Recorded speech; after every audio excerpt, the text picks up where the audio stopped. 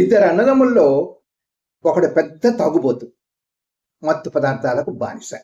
రోజు తాగొచ్చి పెళ్ళాం పిల్లల్ని చావగొట్టేవాడు.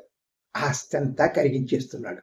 రెండోవాడు మంచి వ్యాపారవేత్తగా ఎదిగి పేరు ప్రతిష్టలు సంపాదించి కుటుంబాన్ని ప్రేమాభిమానాలతో చూసుకునేవాడు.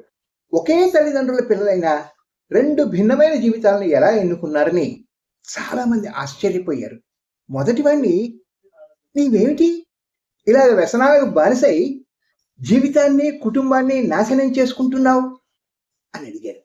దానికి కారణం మా నాన్నే. ఆయన బాగా తాగొచ్చి మమ్మల్ని సావగొట్టేవాడు. ఆయన వల్లే ఇలా మారిపోయాను అన్నాడు. రెండో వాళ్ళని కూడా ఇదే ప్రశ్న అడిగారు. వాడు కూడా కారణం మా నాన్నే. ఆయన రోజు తాగొచ్చి అమ్మని మమ్మల్ని కొట్టి ఇల్లు నాకానే చేసేవాడు.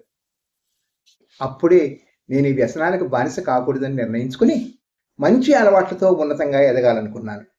పిల్లలిద్దరూ ఒకే కుటుంబంలో పెరిగారు. ఒకడు నెగటివ్గా ఆలోచించి జీవితాన్ని పాడు చేసుకుంటే రెండో వాడు పాజిటివ్గా ఆలోచించి జీవితాన్ని గొప్పగా మలుచుకుంటాడు. జీవితం ఏదో ఒక పాఠం నేర్పిస్తుంది. ఏం నేర్చుకోవాలి, ఎలా జీవితాన్ని గడపాలి అనేది మన చేతుల్లో ఉంది. మంచి ఆలోచనతో జీవితాన్ని గొప్పగా మలుచుకుందాం. Good luck.